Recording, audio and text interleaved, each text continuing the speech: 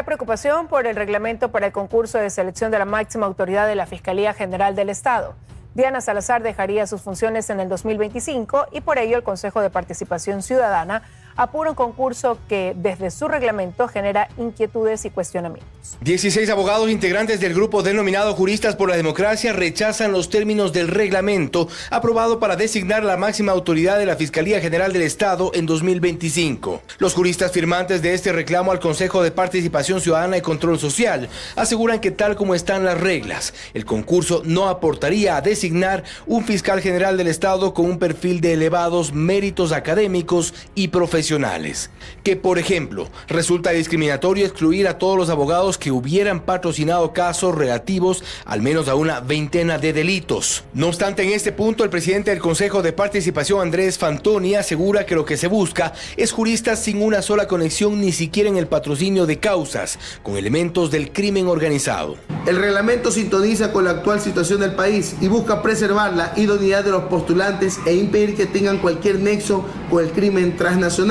A lo que los juristas por la democracia creen que en el reglamento se confunde gravemente el patrocinio legal con el cometimiento de delitos. No obstante, según Javier Palacios, en el contexto de la justicia en nuestro país, los casos Metástasis, Purga y otros nos han llevado a plantear un concurso que parecería discriminatorio, pero que no es más que implementar los filtros de selección. Restrinjo ciertos derechos con un propósito válido. Creo que actualmente lo que buscaría esta exclusión del abogado que haya patrocinado determinadas causas es evitar relaciones con el crimen organizado, la delincuencia organizada. Puede ser que este catálogo sea muy amplio, pero creo yo que el fin que se busca es legítimo. El grupo de abogados, sin embargo, sostienen su inquietud en lo que puede devenir en un concurso en el que no se distingue la calidad en la formación de los postulantes y que eventualmente abre las puertas a que personas que carecen de probidad notoria lleguen al cargo. Creen ellos que la selección del o la mejor fiscal debe estar a cargo de profesionales prestigiosos que no estén vinculados al poder público, pues lo contrario da cabida a conflictos de interés, aunque en esto Fantoni tiene otra lectura. El reglamento además establece un sano equilibrio en el campo de méritos para los profesionales de derechos que provengan de la academia, el libre ejercicio y la carrera judicial. Siempre será importante escuchar las voces críticas de este reglamento para que el instrumento sea lo más apto posible para designar al mejor de los postulantes. De todos modos, los juristas por la democracia consideran que es un reglamento perfectible. Hasta quienes lo defienden consideran que algunos cambios le vendrían bien para garantizar un concurso que nos entregue al mejor perfil para la Fiscalía. El juicio político en contra de la ministra del Interior, Mónica Palencia, se deberá retomar en la Comisión de Fiscalización de la Asamblea, una vez que fueron tratados y archivados por segunda vez los juicios políticos a los 3 exministros del gobierno anterior. La Comisión de Fiscalización finalmente volvió a archivar los juicios políticos en contra de los 3 exministros del gobierno de Guillermo Lasso. Esto se concretó en la sesión que mantuvo la mesa legislativa la noche de este jueves, pues con el voto mayoritario del correísmo se aprobó la moción de archivo del juicio a la exsecretaria de Educación, Andrea Montalvo, el último que hacía falta retomar. El retiro del juicio político por parte de la asambleísta María Fernanda Araujo, solicitando que se retire este juicio político, por lo que, como manda la Constitución, ya no habría proponente de juicio político y este juicio debería ser archivado. Con esta decisión se cierra este capítulo que por más de 15 días puso en apuros no solo a la Comisión de Fiscalización, sino a la Asamblea en el Pleno. Lo que sigue ahora es retomar el juicio político a la actual ministra del Interior, Mónica Palencia, cuyo tratamiento fue suspendido para cumplir con una sentencia judicial. El juicio está suspendido, entonces hay que reactivarlo y para reactivarlo la señora presidenta lo tiene que argumentar, lo tiene que oficiar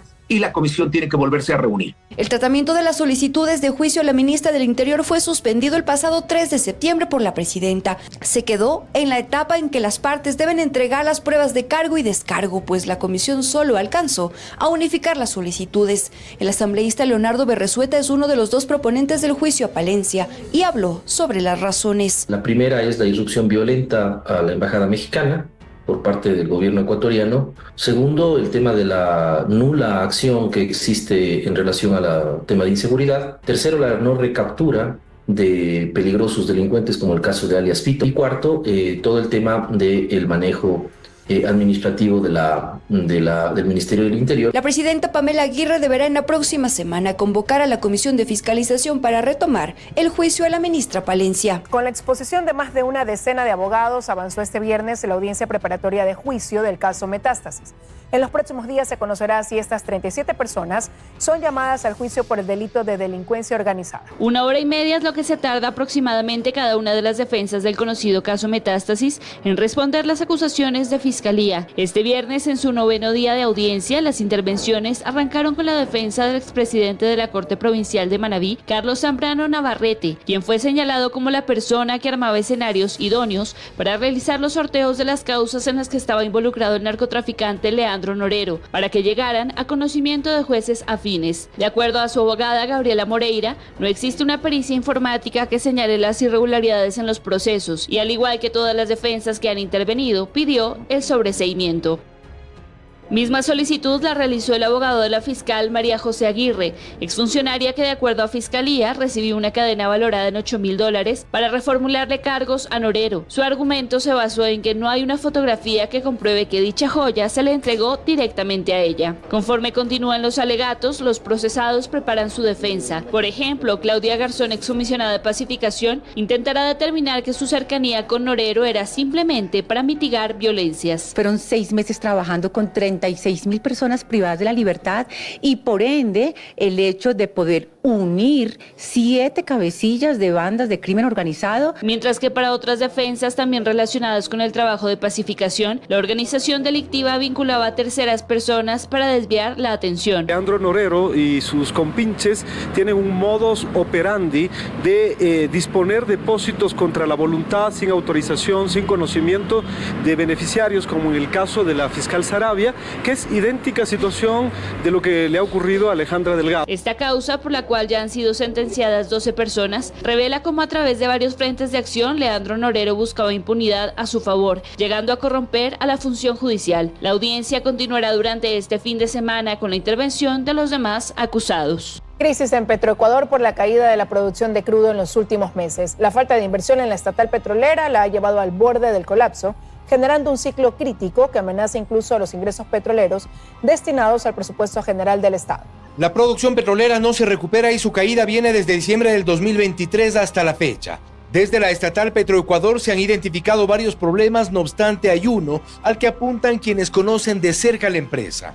David Almeida, dirigente de los trabajadores, cree que la falta de inversión en los pozos para incrementar la producción es uno de los problemas que ha traído a Petroecuador hasta aquí. Decir que no tenemos recursos y capacidad técnica es mentir. Lo que sucede en la práctica es que se le quita la plata a Petroecuador, se le quita el presupuesto para destinar quién sabe a qué. A esto nosotros los trabajadores lo hemos bautizado como una política de autosabotaje. Ocurre que en promedio la producción petrolera a enero de este año estaba por el orden de los 405.000 barriles de petróleo. En septiembre, 371.000 barriles y a la baja. La falla en los equipos de perforación y problemas en el resto de la infraestructura han abonado al problema. Se suma que los cortes de energía eléctrica podrían ocasionar daños, y esto nos regresa al problema de fondo, la falta de inversión. Y en ello coincide la exgerente de Petroecuador, Marcela Reynoso. Necesito una inversión que es bastante fuerte porque es un negocio de riesgo y de muchísima demanda en capital. Pero si yo no tengo ese presupuesto, no puedo producir crudo para venderlo. Revisadas las cifras, el presupuesto para operaciones del 2023 era superior a los $4.253 millones. El presupuesto para operaciones en 2024, menos de 4.000 millones. Al no invertir no se produce crudo, al no producir no se genera ingresos y esta cadena de problemas termina afectando a los ingresos en el presupuesto general del Estado. Hasta hace 2 años Petroecuador aportaba con al menos $3.300 millones al presupuesto. Hoy se estima que en 2024, con suerte, se llegue a 1.300 millones. Y esto se llama crisis. Petroecuador muchas veces tiene liquidez en su caja y esta liquidez es retirada por el Ministerio de Finanzas para utilizarlo en otras necesidades del país. Al momento actual, el Ministerio de Finanzas tiene una deuda con Petroecuador de 1.000 millones. Tenemos un problema en la generación eléctrica que se podría sobrellevar haciendo trabajos, por ejemplo, de reacondicionamiento en el campo Amistad, o la recuperación de las termoeléctricas, o recuperación de todo el aparato de generación. Una empresa estratégica que ha entrado en una crisis sin precedentes en la historia reciente. Una empresa que como botín político ha pasado a ser modelo de ineficiencia. Contactamos con la Dirección de Comunicación de Petroecuador y estamos a la espera de concretar una entrevista con las autoridades en busca de respuestas. En Cuba, la crisis que enfrenta la isla amenaza el abastecimiento de alimentos. Las autoridades culpan al embargo estadounidense por pérdidas millonarias. El pan es cada vez más pequeño, el arroz llega con mediciones y productos como el café cada vez se ven menos.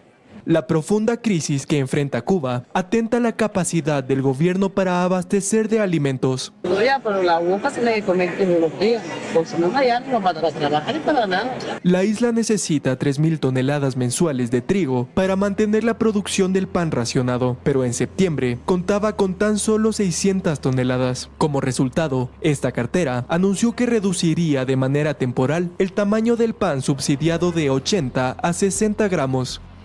Algo parecido sucede con productos como el arroz y la sal. Pero ve que no tiene nada. Sigo feo demasiado. Se mantiene bravo desde que se levanta hasta que se acuesta. 60 gramos. Hay quien se acuesta sin comer nada. Ahora, la población está obligada a pagar precios mucho más altos para obtener estos alimentos, mientras que el salario mínimo en las islas es equivalente a $42. Las autoridades atribuyen esta situación al embargo estadounidense. Desde el año 2000, Estados Unidos permite la exportación de alimentos a Cuba, pero estos tienen condiciones que dificultan el proceso, como pagar por adelantado y al contado. La isla atraviesa su peor crisis desde la década de 1990. Los cubanos deben resistir la escasez de medicamentos, combustibles y ahora alimentos, además de una depresión descontrolada de su moneda y problemas con la producción agrícola. Kamala Harris y Donald Trump cumplieron con una nueva jornada de campañas políticas. A 2 meses de las elecciones, los candidatos buscan ganar terreno en los estados indecisos. Oprah Winfrey y más celebridades acompañaron a la candidata demócrata Kamala Harris en un mitin político en el estado de Michigan. Al muy estilo de su programa de entrevistas, Winfrey comenzó preguntando a la vicepresidenta por la repentina oportunidad de competir por el puesto en la Casa Blanca. Ya sabes, todos tenemos esos momentos en nuestras vidas en los que debemos dar un paso adelante. Celebridades como Jennifer López, Meryl Streep, Julia Roberts y Chris Rock elogiaron a la vicepresidenta durante el evento Unite for America. La candidata demócrata abordó temas claves de campaña como la venta legal de armas y, a pesar de defender su prohibición, reveló que tiene una pistola. Yo también tengo un arma. Si alguien entra en mi casa, le dispararán. Probablemente no debería haber dicho eso.